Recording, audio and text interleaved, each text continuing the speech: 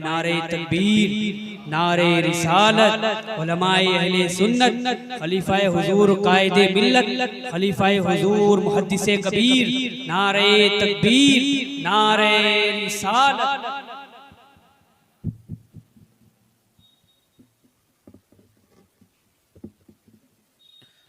अल्हम्दुलिल्लाह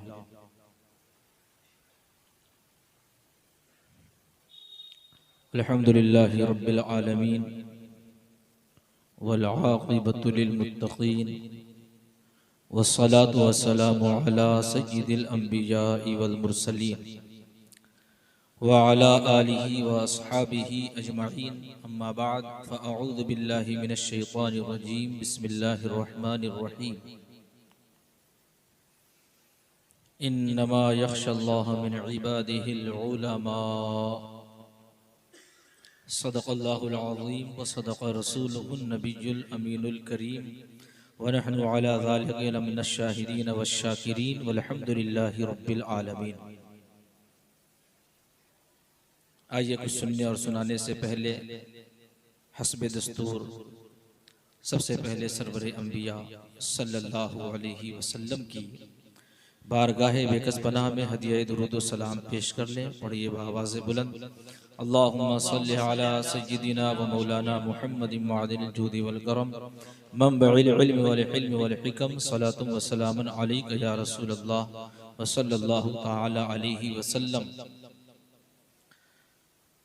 असले खिताब तो आप हज़रात जानते हैं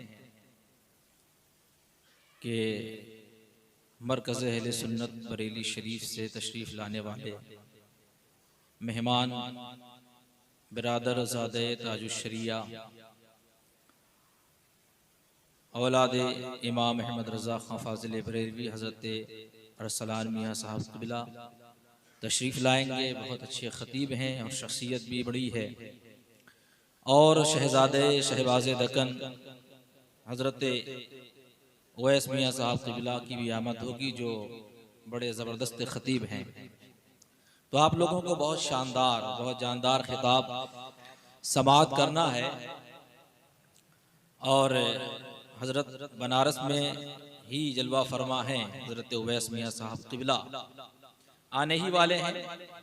लग रहा है कि कुछ 5-10 मिनट की ताख़ीर है, तो हमसे अभी अचानक तकरीर के लिए कह दिया गया। बहरहाल मौका मिला है और हमारे लिए बड़ी खुशी की बात है।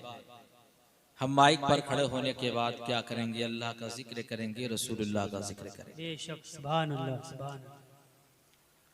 मोहतरम सामिन इकराम, शायर कहता है कि ज़मी तेरा मुक़द्दर इस कदर ऊंचा नहीं होता।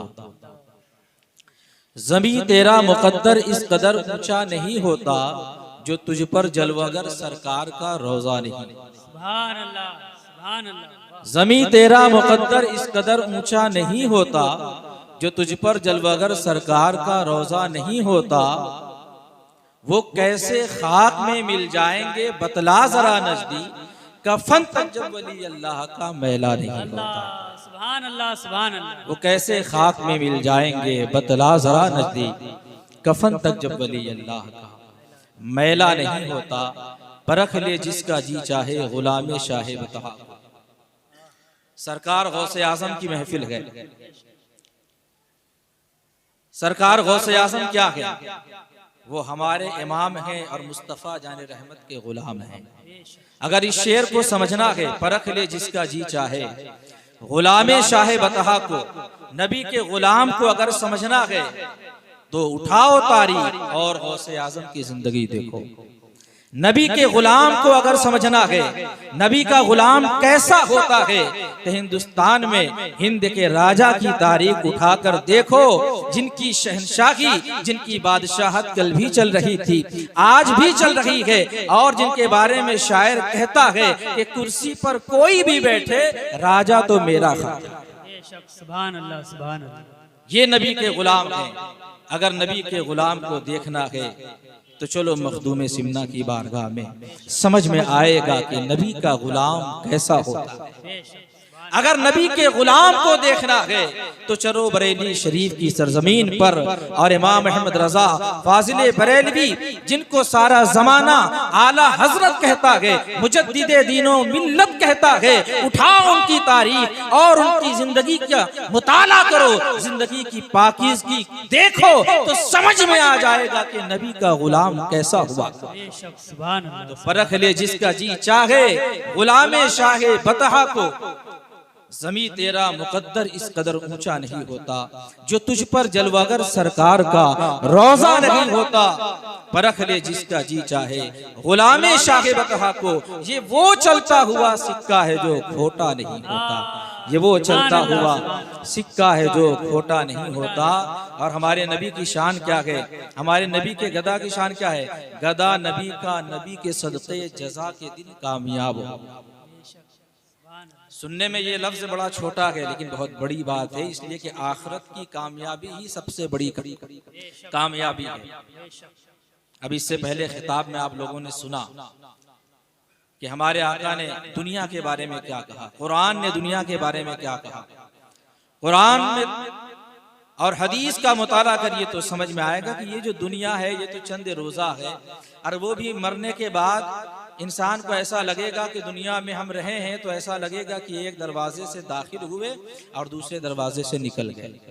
लंबी लंबी जिंदगी का भी ये एहसास हो जाएगा। दुनिया की कोई हकीकत नहीं है, और आखिरत जो जहाँ पे हमें हमेशा रहना है, असल जिंदगी तो वही है। आखिरत की कामयाबी जो है यही असल कामयाबी है, और जो आखिरत में कामयाब नहीं होगा वो इतनी बड़ी तबाही होगी और इतनी बड़ी बर्बादी होगी कि उसका कोई शुमार नहीं कर सकता, कोई इसे तसव्वुर नहीं कर सकता। और आखिरत में जो कामयाबी होगी तो अल्लाह का ऐसा फज़्ल होगा, अल्लाह की ऐसी ऐसी नेमत मिलेगी कि कोई तसव्वुर भी नहीं कर सकता। तो ये नेमत किसे मिलेगी? गुलामाने मुस्तफ़ा को मिलेगी। तो शायर कहता है कि गदा नबी का नबी के सदक़े जज़ा के दिन कामयाब होगा, न होगा उसको किताब का गम, न उसको खौफे हिसाब होगा। और मेरे नबी के नवासे की शान क्या है, जरा देखें कि गदा नबी का नबी के सदक़े जज़ा के दिन कामयाब होगा, न होगा उसको किताब का गम, न उसको खौफे हिसाब होगा।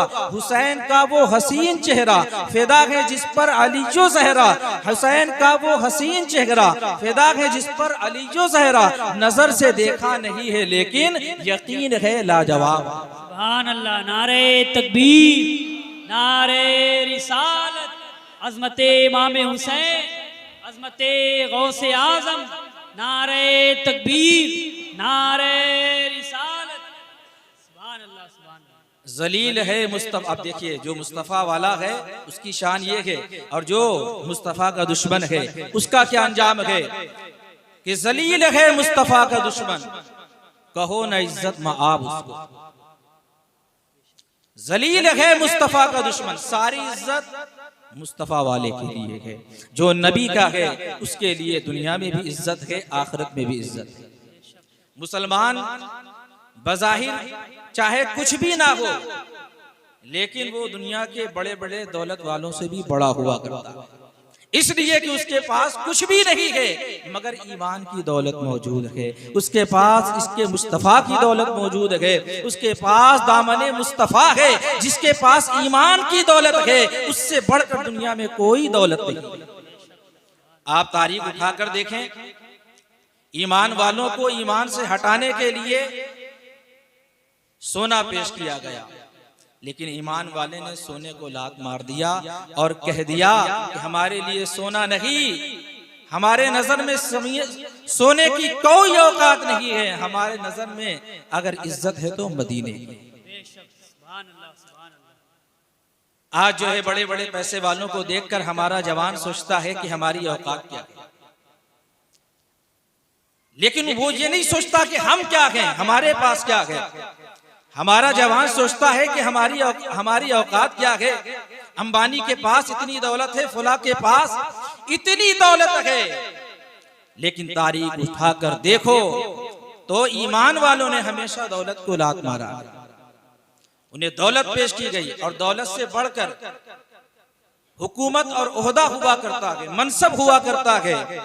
आप तारीख उठाकर देखो, ईमान वालों ने ईमान के लिए हुकूमत और मनसब को भी ठोकर मारा है, तो हमारे बुजुर्गों का, ईमान वालों के ये वाकयात बताते हैं कि दुनिया में, कायनात में सबसे बड़ी जो दौलत है वो ईमान की दौलत है, वो इश्क़े मुस्तफ़ा की दौलत है। और हम और आप इंसान हैं, अगर हम में कोई ऐसा हो जिसकी शक्ल बहुत अच्छी नहीं है तो बड़ा नर्वस हो जाता है कि हमारी शक्ल बड़ी खराब है, हम बड़े बदसूरत हैं। लेकिन आप जो इस कदर नर्वस नजर आ रहे हैं, जब कुरान का मुताला करोगे तो ये आपका नर्वसपन जो है वो दूर हो जाएगा। इसलिए कि अल्लाह की इतनी बड़ी कायनात में अल्लाह ताला ने आपको इंसान बनाया,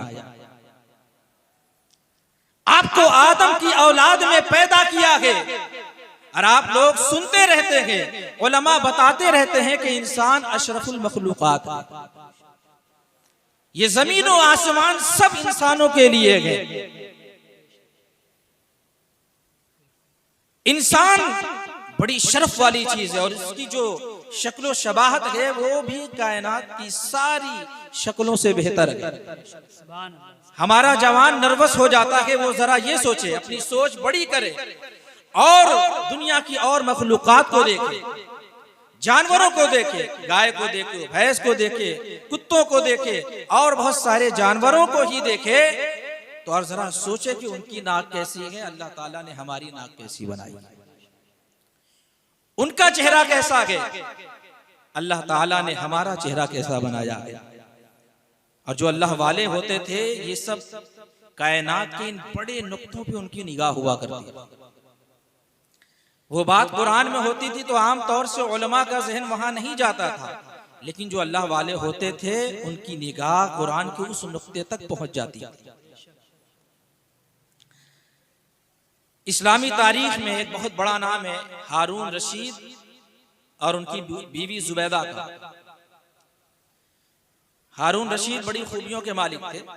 उन्होंने कुछ गलतियां की जिनकी वजह से उनके साथ रहमतुल्लाह अलैह नहीं लगता, वरना उनके अंदर खूबियां बहुत थी। जो बुजुर्गों में खूबियां हुआ करती हैं वैसी खूबियां उनके अंदर हुआ करती थी। मगर बहरहाल वो खलीफा थे और हुकूमत जब उनके हाथ में आई तो हुकूमत जो है वो अच्छे अच्छे को बिगाड़ देती है। तो इनके साथ रहमतुल्लाह अलैह ने रखा, लेकिन उनके वाकयात बड़े जबरदस्त हैं। और उनकी जो बीवी जुबैदा थी उनकी भी बड़े वाकयात, और वो मुसलमानों के बड़े उरूज का जमाना था। उनकी सोच बहुत बड़ी थी, वो हम लोगों की तरह कुएं के मेढक नहीं थे, वो अपने वक्त के सुपर पावर थे। सारी दुनिया मुसलमानों से डरती थी। खलीफा वक्त से दुनिया की बड़ी बड़ी ताकत हराया करती थी, ये वो जमाना था। और इल्म फज़्ल भी मुसलमानों में बहुत ज्यादा था। सारी रिसर्च, सारी तहकीक, जो कुछ भी होता था सब मुसलमानों के यहाँ हुआ करता था। इसलिए मुसलमानों के यहाँ लड़ाई भी होती थी, वो भी बड़ी इल्मी अंदाज की हुआ करती थी। हारून रशीद और उनकी बीवी एक मर्तबा बैठी हुई थी और आसमान खुला हुआ था, चांद नजर आ रहा था। हारून रशीद भी बहुत बड़े शायर थे और उनकी बीवी जो जुबैदा थी वो भी बड़ी इल्म वाली और बहुत बड़ी शायरा थी।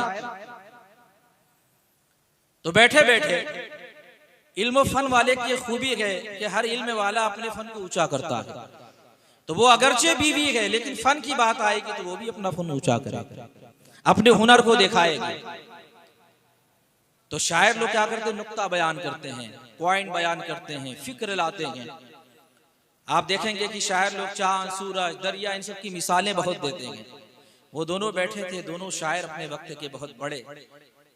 तो दोनों में शायराना फिक्र के ताल्लुक से झगड़ा हो गया। देखिए, ऊंची सोच के लोग होते हैं तो लड़ाई भी ऊंची होती है। आज हमारे यहाँ बीवी में झगड़ा हो जाए तो वो सास को बखानेगा, वो ससुर को बखानेगा, इसलिए कि इनके पास कुछ है ही नहीं, दिमाग खाली, दिल खाली, कुछ पल्ले में है ही नहीं। सिर्फ ससुर और सास के बारे में जानते हैं, इधर के खानदान के बारे में जानते हैं, उधर के खानदान के बारे में जानते हैं। जहां तक सोच है वहीं तक लड़ाई है। लेकिन वो इल्म वाले लोग थे, शायर थे, तो उनकी लड़ाई भी शायराना थी। हारून रशीद ने कहा कि ये चांद देखो कितना हसीनो जमील है, इससे ज्यादा हसीनो जमील कौन होगा। अब ये देखिए शायराना फिक्र। तो हाँ, जुबैदा वो भी शायरा इल्म वाली, तो उन्होंने कहा कि ये मत कहो कि चांद से ज्यादा हसीन कौन होगा, मैं तो खुद ही चांद से ज्यादा हसीन हूं। अब बात जब ठन गई तो हारून रशीद ने एक जुमला कह दिया कि तुमने कहा कि मैं चांद से ज्यादा हसीन हूं, अगर ये बात तुमने साबित नहीं किया तो तुम्हें तलाक। अब ये बात जब फैली तो हंगामा मच गया कि खलीफा वक्त ने बड़ा खतरनाक जुमला कह दिया। अच्छा, उस वक्त तो हंगामा मचा और खलीफा हारून रशीद ने जो भी कहा समझ कर कहा, क्योंकि वो इल्म वाला था। आज तो हालात ये है कि लोग अपनी बीवी को बहुत बार तलाक दे चुके होते हैं, उन्हें पता ही नहीं होता, और जब वो उलमा के पास जाते हैं और लड़ाई कभी हो गई और 2 तलाक दे दिया, आलिम के पास गए तो आलिम ने बताया कि जब 2 तलाक खुले लफ्जों में दे दिया तो तलाक वाक़ई हो गई। तो लड़का कहता है कि मैंने तलाक दी ही नहीं। तो बीवी कहती है कि अरे ये 2 मर्तबा अगर इससे तलाक पड़ी है तो ऐसी तलाक तो वो कई 100 मर्तबा दे चुका है। तलाक दे दिया और पता ही नहीं है, ये है जहालत। बहरहाल वो इल्म वाले लोग थे। हारून रशीद ने जो कहा तो वो अपने इल्मी नुक्ते से कहा और अपनी बीवी को इल्म पर मजबूर किया कि अब इल्म की रोशनी में जवाब दो। यानी उसने यूं ही ये बात नहीं कही, और उसे भी ये भरोसा था कि हमारी बीवी ये कह रही है तो कहीं ना कहीं ये साबित कर ही देगी, क्योंकि वो उसे तलाक नहीं देना चाहता था। लेकिन बहरहाल इल्म वाले मियाँ बीवी थे तो लड़ाई भी इल्म वाली थी। बहरहाल हंगामा हो गया, जुबैदा भी परेशान हैरान कि ये तो बहुत बुरा हो गया। अरे खलीफा वक्त की बीवी होना बहुत बड़ी बात है ना, ये रिश्ता टूट जाए तो इंसान आसमान से जमीन पे आ जाए। बहुत खतरनाक मामला हो गया कि अगर मैं साबित ना कर सकी तो मुझे तलाक पड़ जाएगी। उलमा के पास गए तो उलमा परेशान हो गए कि अरे एक औरत को हम जो चांद से खूबसूरत कैसे साबित करें। तो वहीं उसी जमाने में उस इलाके में अल्लाह के एक बहुत बड़े वली भी जलवा फरमाते हजरत बहलोल दाना। उनके पास जब बात गई तो फरमाया कि ये कौन सा मसला, ये तो मसला बहुत आसान है, इसका जवाब तो कुरान में मौजूद है। इसलिए कि कुरान कहता है लक़द खलक़नल इंसान फी अहसनी तक़वीम, हमने इंसान को सबसे ज्यादा हसीन बनाया है। तो जुबैदा कुछ भी है, इंसान है। जब इंसान दुनिया की सारी मखलूक से खूबसूरत है तो चांद से भी ज्यादा खूबसूरत। सुभान अल्लाह, सुभान अल्लाह, बेशक। तब देखिए हमारा जवान सोचता है कि हम क्या है, लेकिन कुरान पढ़ो तो हौसला बढ़ जाएगा, तुम्हें समझ में आ जाएगा कि अल्लाह ताला ने तुम्हें क्या बनाया। बड़े बड़े हसीन इंसानों में पाए जाते हैं और सारे इंसान बहरहाल दुनिया की सारी मखलूकात से ज्यादा हसीन व जमील है। तो अल्लाह ताला ने हमें जब दामने मुस्तफा दे दिया तो दुनिया में चाहे कोई कितनी भी दौलत वाला हो जाए, वो एक मोमिन से बड़ा दौलत वाला नहीं हो सकता। इंसान बनाया है, इंसान कितना ही बदसूरत हो लेकिन फिर भी वो अहसन तक़वीम का मिस्दाक।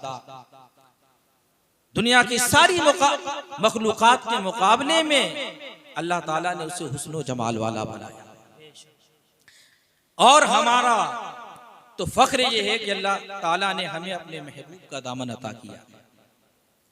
जरा मुसलमानों सोचो, हम कितने खुशनसीब हैं कि अल्लाह ताला ने हमें अपने महबूब का उम्मती बनाया, उस नबी का उम्मती बनाया कि हजरत मूसा जैसे जलीलुल कद्र पैगंबर भी उस नबी की उम्मत में शामिल होने की दुआ फरमाते थे कि ऐ परवरदिगार आलम तू हमें अपने महबूब का उम्मती बना दे। नारे तकबीर, नारे रिसालत, उलमाए अहले सुन्नत, उलमाए अहले सुन्नत, मुहाफिजाने मसलके आला हजरत, नारे तकबीर, नारे रिसालत।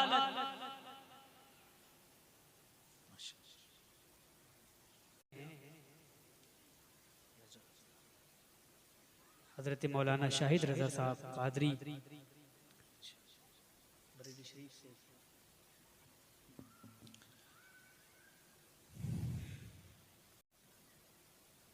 हमारे मुअज़्ज़ज़ मेहमान की आमद हुई है और अभी दीगर बड़े मुअज़्ज़ज़ और मोहतरम मेहमानों की आमद होनी है और बड़े हसीन जलवों का हमें नज़ारा करना है। बेशक बस थोड़ी देर के लिए मैं हाजिर हुआ हूँ, मुलाहज़ा फरमाएं और थोड़ा सा जहन बनाएं कि हमें नर्वस होने की कोई ज़रूरत नहीं है। किसी की दौलत देखकर, किसी की शोहरत देखकर, दुनिया के किसी मजहब वाले का दुनियावी लिहाज से बाज़ एतबार से उरूज देखकर हमें नर्वस होने की जरूरत नहीं है। इसलिए कि हमारे पास दामने मुस्तफा है, तो कोई दुनिया के लिहाज से कितना ही बड़ा हो जाए लेकिन मुस्तफा वाले से बड़ा नहीं हो सकता। कोई कितना ही दौलत वाला हो जाए, मुस्तफा के बज़ाहिर गरीब गुलाम से भी वो ज्यादा दौलत वाला नहीं हो सकता। हमारे हाथ में दामने मुस्तफा है तो सब कुछ है, हमारे पास दुनिया भी है और आखिरत की दौलत भी। हमारा नबी तो वो है कि हदीस पाक में है कि लौला का लमा खलक़तु दुनिया, ये हदीस कुदसी है। अल्लाह ताला फरमाता है, ऐ महबूब अगर तुम्हारी शान को जाहिर करना ना होता तो मैं इस दुनिया को ही ना बना। अब जरा सोचिए कि इस दुनिया में तो सब कुछ आ गया। ऐ महबूब अगर तुम्हारी शान को जाहिर करना ना होता तो मैं दुनिया को ना बनाता। इस दुनिया में आसमान भी है, जमीन भी है, सातों आसमान सातों जमीन, ये समुंदर, ये दरख्त, ये शजर व हजर, ये पहाड़, सब कुछ आ जाता है। तो जब अल्लाह ताला ने जब दुनिया को अल्लाह ताला ने अपने महबूब के लिए पैदा किया है, तो इसका मतलब ये है कि ये जो जमीन व आसमान है, ये जो शजर व हजर है, ये जो पहाड़ है, सब कुछ अल्लाह ताला ने अपने महबूब के लिए पैदा किया है। और इसी दुनिया में हम हैं तो अल्लाह ताला ने हमें भी अपने महबूब के लिए पैदा किया। सुभान अल्लाह, सुभान अल्लाह। और हमारे जब इसकी और तफसील में जाए, इस हदीस की अगर हल्की तफसील करें तो फिर हम ये कह के आगे बढ़ जाएं कि अल्लाह ताला ने हमें और आपको भी अपने महबूब के लिए पैदा किया गया। और अगर इसकी तफसील जरा सी और बढ़ा लें, आला हजरत का दामन थामते हुए, आला हजरत का फैज हासिल करते हुए इसकी तफसील हम जरा बढ़ा दें तो फिर नतीजा ये निकलेगा कि सारी कायनात, हर चीज रसूलुल्लाह के लिए है। यहाँ तक कि हमारे मुंह में जो जबान है वो भी मुस्तफा के लिए है, और हमारे बदन में जो जान है वो भी मुस्तफा के लिए है। इसीलिए आला हजरत फरमाते हैं, जमीनो जमा तुम्हारे लिए, मकीनो मका तुम्हारे लिए, चुनीनो चुना तुम्हारे लिए, बने दो जहां तुम्हारे लिए, दहन में जबा तुम्हारे लिए, बदन में गेजा तुम्हारे लिए। या रसूल अल्लाह हम आए जहां तुम्हारे लिए, उठेंगे वहां तुम्हारे। सुभान अल्लाह, सुभान अल्लाह। बेशक देखिए आला हजरत ने जो फरमाया, आजकल छोटी अक्ल वाले बहुत सारे लोग हैं जो कुरान हदीस समझने की सलाहियत नहीं रखते, लेकिन बुजुर्गों की समझ पर भी उंगली उठाते हैं। जिनकी सोच छोटी है, उनकी छोटी सी नाकिस सी अक्ल जो है वो कहेगी कि दहन में ज़बां तुम्हारे लिए, बदन में है जा तुम्हारे लिए। ये आपके आला हजरत ने ये सब कहां से कह दिया? तो उसके सामने ये बता दो कि लौला कलमा खलक़तु दुनिया, ये हदीस पढ़कर जो नुक्ते, जो बातें तुम्हें समझ में नहीं आई थी, इमाम अहमद रजा की इश्क वाली नजर जब एक हदीस पर पड़ी तो उससे कितने नुक्ते आला हजरत इमाम अहमद रजा फाजिले बरेलवी ने अपने शेरों के अंदर बयान फरमाया। अच्छा, दहन में ज़बां तुम्हारे लिए, बदन में है जान तुम्हारे लिए, हमारे यहाँ तुम्हारे लिए, तो यहाँ तक तो इस हदीस से ही साबित होता है लौला का लमा खलक़तु दुनिया, ए महबूब अगर तुम्हारी शान को जाहिर करना ना होता तो मैं इस दुनिया को पैदा ना करता। तो हमारे यहाँ तुम्हारे लिए, ये तो इसी हदीस से साबित हो रहा है। मगर आगे आला हज़रत फरमाते हैं उठेंगे वहां तुम्हारे लिए, ये भी आला हज़रत ने कहा है। तो यकीनन आला हज़रत ने ये भी हदीस पाक के को सामने रखकर ही कहा है, इसलिए कि आला हज़रत का जो भी शेर होता है वो कुरान और हदीस के आईने में हुआ करता है, बुजुर्गों के अकायद और नजरियात के आईने में हुआ करता है। अगर कोई आला हज़रत के कलाम को भी और उनके कलामों को, नातिया कलामों को, मनकबत के अशार को गहराई से, गहराई से पढ़ेगा तो उसे जगह जगह हदीस की खुशबू नजर आएगी, कुरान की आयतों की खुशबुएं नजर आएगी। तो उठेंगे वहां तुम्हारे लिए, यानी आखिरत में हमारा उठना भी मुस्तफ़ा जाने रहमत के लिए होगा। तो ये भी आला हज़रत ने अपनी तरफ से नहीं कहा, बस बात यह है कि जो हदीसें हम पढ़ते हैं हमारी और आपकी अक्ल जहां तक नहीं पहुंच पाती, ये अल्लाह वाले हैं, ये इश्क वाले हैं। जब उन्हीं हदीसों पर उनकी नजर पड़ जाती है तो वो ऐसे ऐसे नुक्ते बयान करते हैं कि हम जैसों की अक्लें हैरान हो जाती हैं। और आला हज़रत तो हर एतबार से हैरत ही हैरत है।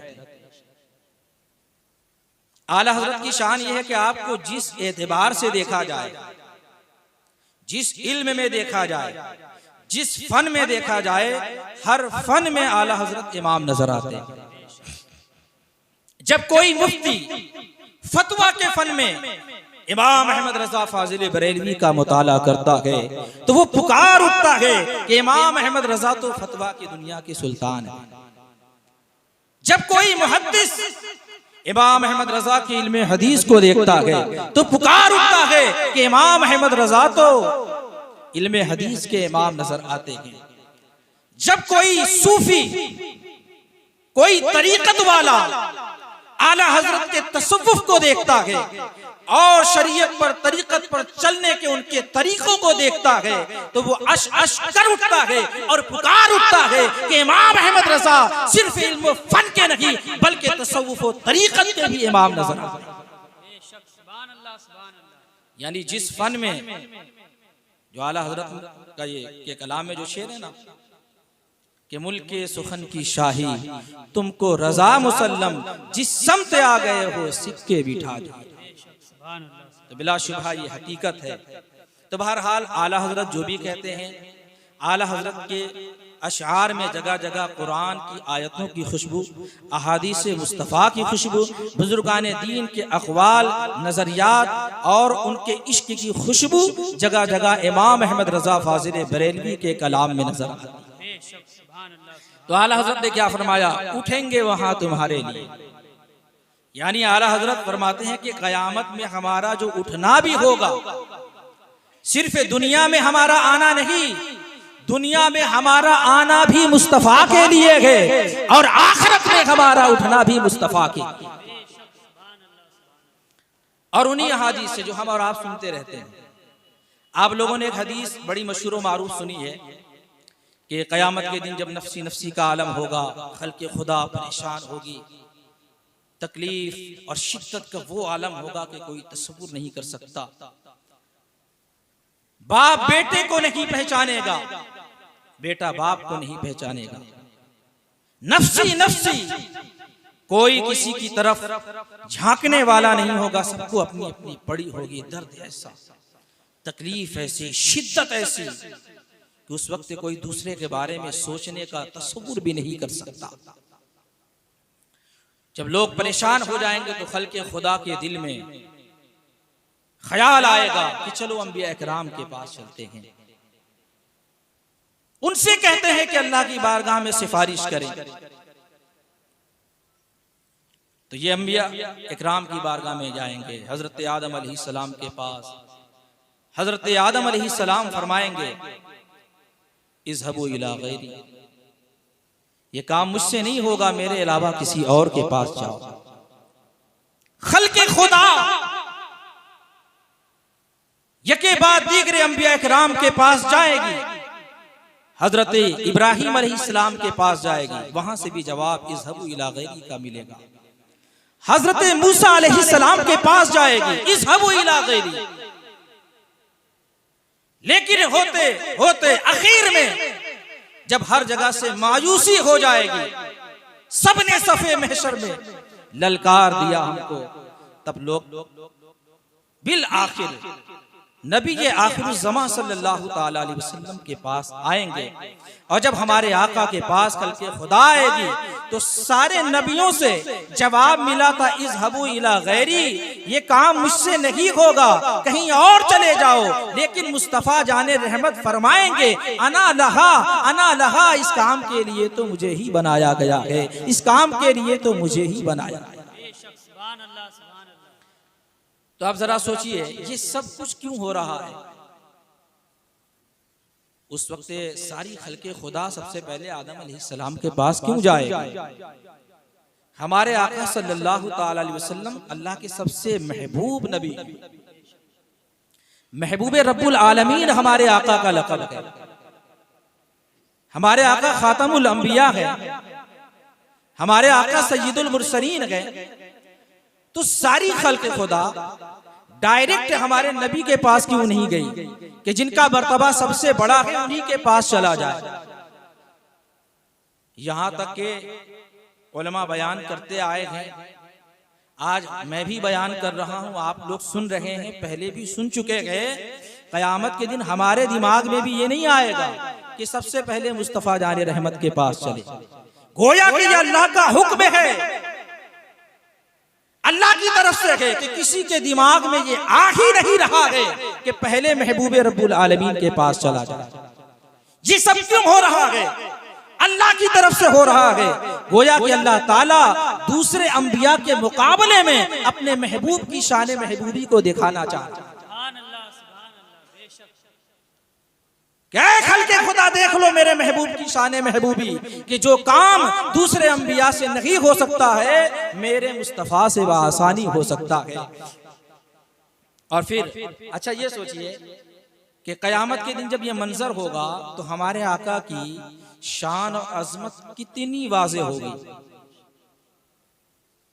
इसी हदीस की रोशनी में इसका जवाब, कयामत के दिन जब सारे अंबिया इकराम इज़हबू इला गैरी कहेंगे और लोग परेशानी ऐसी होगी, शिद्दत ऐसी होगी कि बयान नहीं हो सकता, तो जब हमारे आका अना लहा फरमाएंगे और आपके जरिए शफाअत का दरवाजा जब वाह होगा तो उस वक्त खल्के खुदा के दिलों में हमारे आका की अजमत कितनी होगी। इसको एक मिसाल से समझिए। अगर आपकी कोई छोटी मोटी परेशानी हो, कहीं आप रास्ता भटक गए, किसी ने आकर रास्ता बता दिया तो आपका दिल खुश हो जाता है और उसके लिए आपके दिल में मोहब्बत पैदा होता है कि नहीं। और अगर कोई और बड़ी मुसीबत दूर कर दे तो उसके लिए हमारे दिल में और बड़ी जो है मोहब्बत पैदा होती है। मिसाल के तौर पे आप मकरूज हैं और कर्ज खा आपको परेशान कर रहा है, आपकी इज्जत की पड़ी हुई है। अगर कोई आपका कर्जा अदा कर दे तो आपके दिल में उसके लिए और ज्यादा मोहब्बत पैदा होगी और ज्यादा अजमत पैदा होगी। और अगर और बड़ी मुसीबत हो, आपको फांसी होने वाली हो, आपकी जान खतरे में हो, तो जो आपकी जान को बचा लेगा उसके लिए आपके दिल में कितनी इज्जत पैदा हो जाएगी। यानी जितनी बड़ी मुसीबत दूर होगी उतनी ही ज्यादा हमारे दिल में इज्जत पैदा होगी। तो अब हम आपसे ये पूछना चाहते हैं कि मुस्तफा जाने रहमत कयामत के दिन जब खल्के खुदा की मुसीबत दूर करेंगे तो लोगों के दिलों में हमारे नबी की कितनी इज्जत होगी, कितनी अजमत होगी। तो सीधा सा जवाब है कि कयामत के दिन जो परेशानी होगी, जो शिद्दत होगी, उसका भी कोई तसव्वुर नहीं कर सकता। तो जब हमारे आका उस परेशानी को दूर फरमाएंगे तो खल्के खुदा के दिल में उस वक्त हमारे आका की जो इज्जत पैदा होगा, जो वकार पैदा होगा, जो मोहब्बत पैदा होगी, उस इज्जत और मोहब्बत का भी आज कोई तसव्वुर नहीं कर सकता। सुभान अल्लाह, नारे तकबीर, नारे रिसालत, अजमत मुस्तफ़ा जाने रहमत। मतलब ये है कि जितनी बड़ी मुसीबत दूर होगी उतनी ज्यादा इज्जत और मोहब्बत पैदा होगी। तो कयामत के दिन जो मुसीबत है उस मुसीबत का कोई तसव्वुर नहीं कर सकता। तो जब हमारे आका उस मुसीबत को दूर फरमाएंगे तो हमारे आका की इतनी इज्जत, ऐसी मोहब्बत खल्के खुदा के दिल में पैदा होगी कि उस इज्जत का, उस शान का, मुस्तफ़ा जाने रहमत की उस शान का कोई तसव्वुर भी नहीं कर सकता। अर्श हक है मसनद रिफ़त रसूलुल्लाह की, देखनी है हश्र में इज्जत रसूल। हजरत ने जो ये फरमाया कि देखनी है हश्र में इज्जत रसूलुल्लाह की, तो ये ऐसे नहीं फरमा दिया, ये आला हजरत है। आला हजरत की इस पर नजर थी और न जाने और किन किन अहादीस पे नजर होगी। आला हजरत को मालूम है कि कयामत के दिन हमारे आका की कैसी इज्जत अफजाई अल्लाह की तरफ से होगी। तो ये सब कुछ हो रहा है। अच्छा, एक बात है कि हिसाबो किताब अल्लाह ताला को तो सब पता ही है कि किसका अमल क्या है और किसको जन्नत में जाना है और किसको जहन्नम में जाना है, कौन मुस्तहिक के जन्नत है, कौन मुस्तहिक के दोजख है। अल्लाह ताला को तो सब पता है, मगर ये सब कुछ क्यों हो रहा है? तो सीधा सा जवाब है कि ये मुस्तफ़ा जाने रहमत के लिए। एक और हदीस आप लोगों ने सुनी कि कयामत के दिन हमारे आका सल्लल्लाहु ताला अलैहि वसल्लम को अल्लाह की तरफ से एक झंडा अता किया गया जिसे लिवाउल हम्द कहा जाता है। उसे लिवाउल हम्द क्यों कहते हैं? हम्द का मतलब तारीफ, तौसीफ, सना। ये तारीफ का झंडा है। तो इस झंडे के नीचे किसकी तारीफ होगी? तो बुजुर्गान दीन की किताबों का मुताला करो, अहादीस का मुताला करो। बाहर शरीयत में भी लिखा हुआ है कि लिवाउल हम्द के नीचे तमाम अव्वलीन व आखिरीन, हजरत आदम अलैहिस्सलाम से लेकर आखिर तमाम अव्वलीन व आखिरीन कयामत के दिन उस झंडे के नीचे जमा होंगे। सबकी ड्यूटी क्या होगी? सारे लोग उस झंडे के नीचे जमा क्यों होंगे? तो हदीस से पता चलता है, बुजुर्गों के अखबार से पता चलता है कि उस झंडे के नीचे कुछ और नहीं बल्कि मेरे मुस्तफ़ा की मिदहत सराई की जाए। लिवाउल हम्द के नीचे हमारे आका सल्लल्लाहु ताला अलैहि वसल्लम की मिदहत होगी, सना होगी। तो क्या इससे ये समझ में नहीं आ रहा है कि कयामत के दिन की जो महफिल सजी है वो सब कुछ मेरे मुस्तफ़ा के लिए? तो आला हजरत के शेर का भी मतलब समझ में आ गया और उस्ताज़े ज़मन के भी बड़े मशहूर व मारूफ शेर का मतलब समझ में आ गया। फ़कत इतना सबब है इन इक़ादे बज़्मे महशर का कि उनकी शान महबूबी दिखाई जाने वाली। तो आप जरा सोचें कि अल्लाह ताला ने हमें अपने महबूब का दामन अता किया, क्या शान व शौकत है हमारे मुस्तफ़ा की। उनके दामन में आ जाना कितने फख्र की बात है कि हजरत मूसा जैसे जलीलुल क़द्र पैगंबर भी दुआ फरमाते थे, अल्लाह ताला से दुआ फरमाई कि परवरदिगार आलम तू हमें अपने महबूब का उम्मती बना।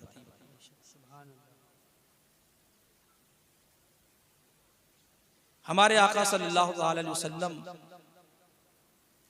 की जब कोई जो है मिसाल नहीं है, हमारे आका बेमिसाल है। तो देखिए निस्बत से शय मुमताज होती है। जब हमारे आका बेमिसाल हैं और सबसे अफजल हमारे आका हैं तो हमारे आका की निस्बत की वजह से हमारे आका की उम्मत भी सबसे अफजल है। सरकार की शान यक्ता ने हमको भी अता की यक्ताई, उन जैसा कोई मुरसल भी नहीं, हम जैसी कोई उम्मत।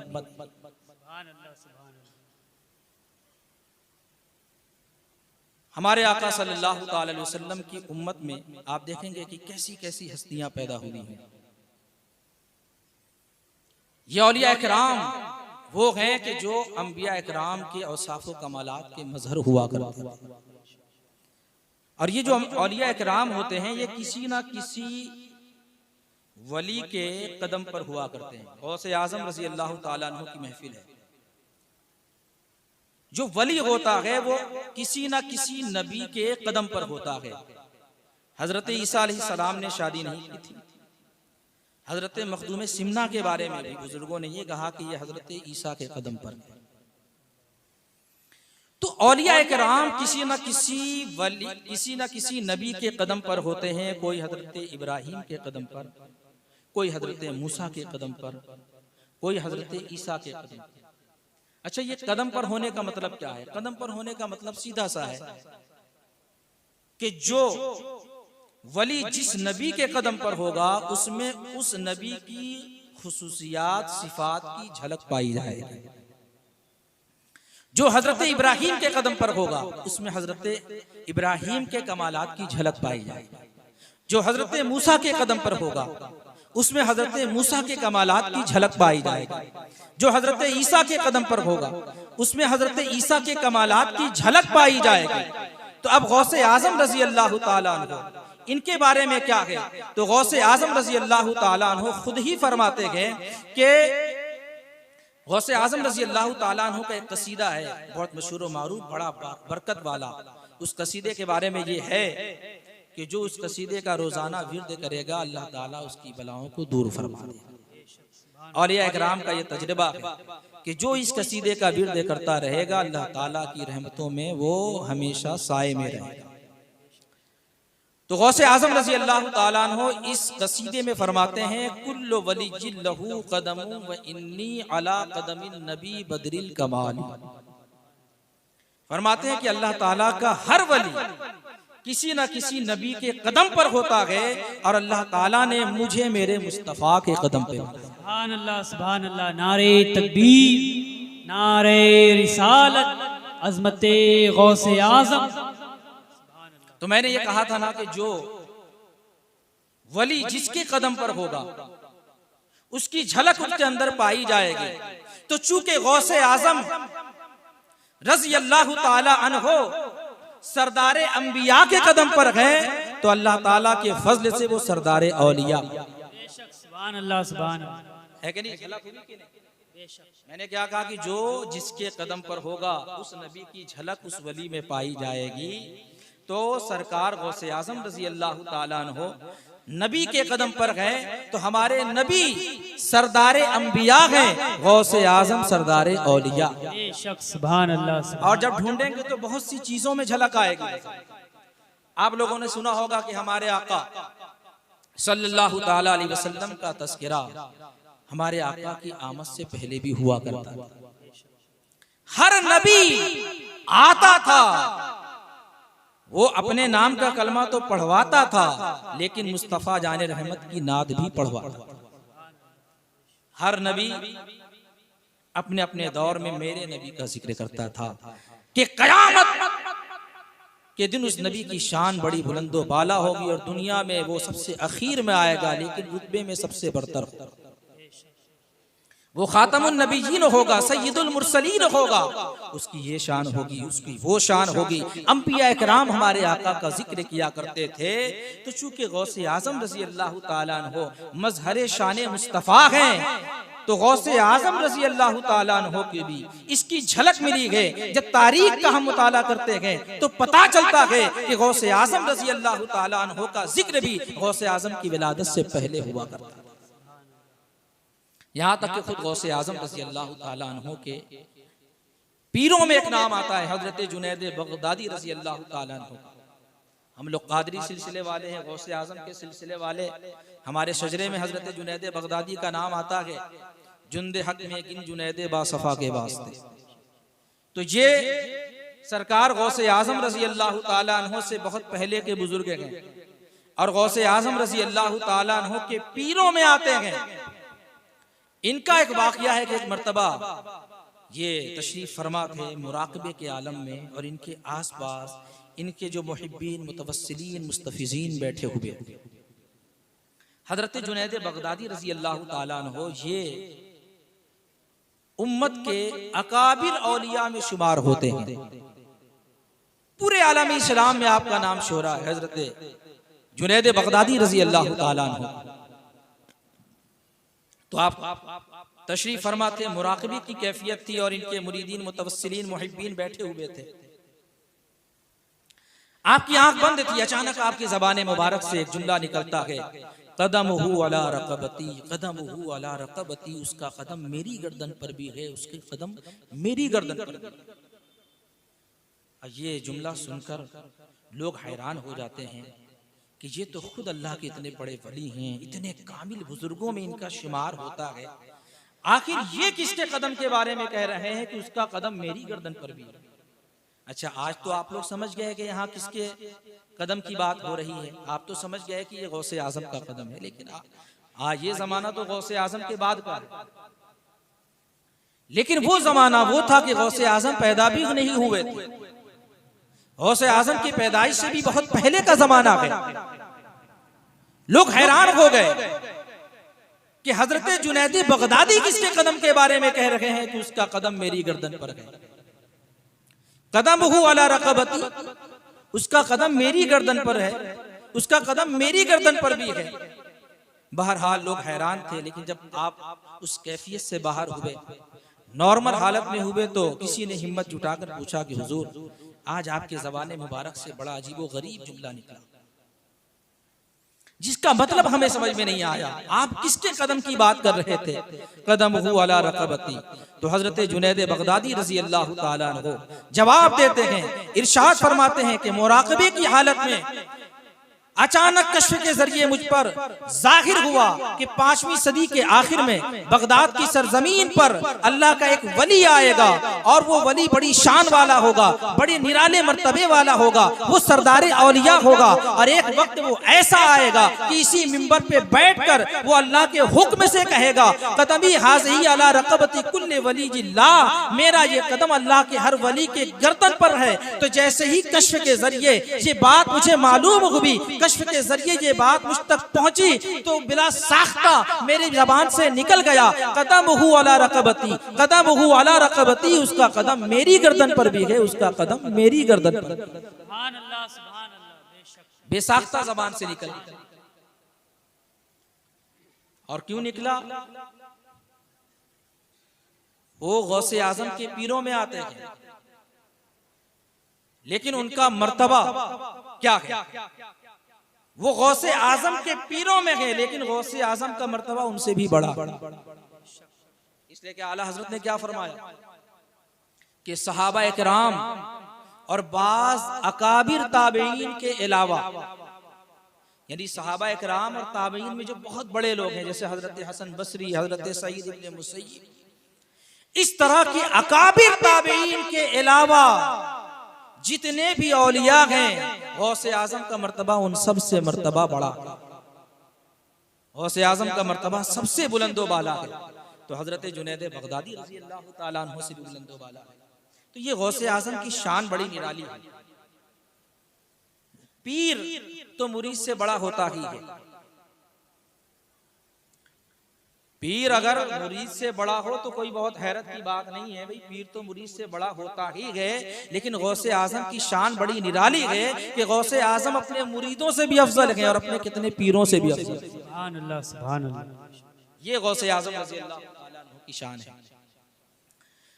तो मैं ये अर्ज कर रहा था कि देखिए, हमारे नबी का तस्करा हमारे नबी की आमद से पहले होता था, तो चूंकि नबी का फैज़ खास जब गौसे आजम को मिला, तब गौसे आजम का तस्करा भी गौसे आजम की आमद से पहले। और ये क्या है?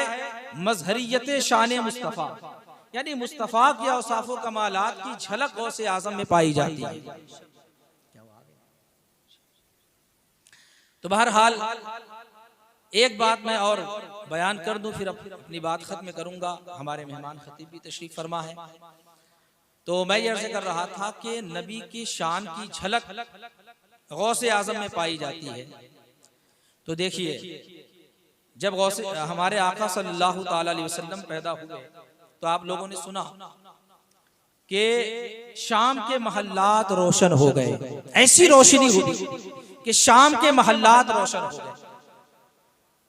जब हमारे आका पैदा हुए तो एक आग जिसकी पूजा की जाती थी, 1000 बरस से रोशन थी, जल रही थी। हमारे आका जब पैदा हुए तो अचानक वो आग बुझ गई।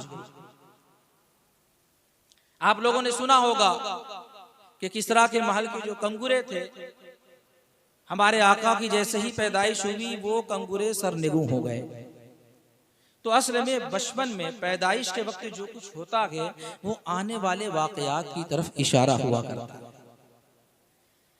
ये कंगुरे सरनेगू हो गए, इनका सर झुक गया, इसमें इशारा था कि आने वाले वक्त में इस बच्चे के जरिए एक इनकलाब आएगा और नतीजा ये होगा कि कुफ्र का सर झुक जाएगा और इस्लाम का परचम बुलंद हो जाएगा। रोशनी ऐसी कि हजरत आमना को शाम के महल्लात नजर आ गए। इस रोशनी में इशारा था कि कुफ्र की, गुमराही की जुल्मत, बदअखलाकी की जुल्मत मिटने वाली है। ये बच्चा एक ऐसा इनकलाब पैदा करेगा कि आने वाले वक्त में इसकी बरकत से अंधेरा मिट जाएगा और हर तरफ रोशनी फैल जाएगी। सुभान अल्लाह, सुभान अल्लाह, बेशक। तो बचपन में जो कुछ होता है वो आने वाले वक्त की तरफ इशारा होता है। तो अब हम जरा देखें कि गौसे आजम रजी अल्लाह ताला अन्हु जब पैदा हुए तो गौसे आजम की पैदाइश के वक्त क्या हुआ। तो जब हम तारीख का मुताला करते हैं तो बहुत सारे वाकयात मिलते हैं। उन्हीं में से एक वाकया ये भी है कि जब हमारे गौसे आजम रजी अल्लाह ताला अन्हु पैदा हुए तो उस रात में जीलान की सरजमीन पर जहाँ भी बच्चों की पैदाइश हुई हर जगह बच्चे पैदा हुए, कहीं भी बच्चियां पैदा नहीं हुई। और तारीख बताती है कि उस रात में जीलान की सरजमीन पर 1100 बच्चे पैदा हुए और अल्लाह ताला ने उस रात में पैदा होने वाले बच्चों को सरकार गौसे आजम की बरकत से उस रात में पैदा होने वाले तमाम बच्चों को मर्तबा विलायत अता फरमाया। सुभान अल्लाह, सुभान अल्लाह। तो अब बचपन और पैदाइश के वक्त गौसे आजम की बरकत से ये हुआ कि उस रात में जितने बच्चे पैदा हुए अल्लाह ताला ने सबको मर्तबा विलायत अता फरमा दिया। तो इसमें इशारा हो गया कि ये जो बच्चा पैदा हुआ है ये सिर्फ वली नहीं है बल्कि वली बनाने वाला है। चुनांचे तारीख ने देखा कि गौसे आजम रजी अल्लाह ताला अन्हु सारी जिंदगी लोगों को वली बनाते रहे और सिर्फ उलमा और मुहद्दिसीन ही को वली नहीं बनाया। चोर आया तो उसे भी वली बना दिया, डाकू आया तो उसे भी विलायत का ताज पहना। सुभान अल्लाह, सुभान अल्लाह। और सारी जिंदगी विलायत बांटते रहे, यहाँ तक कि अभी जो गौसे आजम का मनसब है वो भी विलायत बांटने वाला है। गौसे आजम रजी अल्लाह ताला अन्हु अपनी जिंदगी में भी विलायत बांटते थे और उसके बाद से आज तक विलायत बांट रहे हैं, आगे भी विलायत बांटते रहेंगे। यही वजह है कि जो अपने जमाने में वली होता है वो गौसे आजम की अता से वली हुआ करता है। यहाँ तक कि हर जमाने में जो तमाम वलियों का सुल्तान होता है, जो तमाम वलियों का इमाम होता है, वो भी मेरे गौसे आजम का गुलाम। बेशक, सुभान अल्लाह, तो सुभान ये हमारे गौसे आजम की शान है। हमारे लिए बड़े फख्र की बात है, बड़ी खुशनसीबी है कि अल्लाह ताला ने हमें रसूल दिया तो रसूल आजम अता किया, हमें गौस दिया तो गौसे आजम अता किया और हमें इमाम दिया तो इमाम आजम अता किया और हमें मुजद्दिद दिया तो अपने वक्त का मुजद्दिद आजम अता। बेशक, सुभान इन्हीं अल्लाह, बातों को अपनी गुफ्तगू खत्म करता हूँ। मेहमान खतीब को समाअत फरमाएंगे। वाखिर दावाना।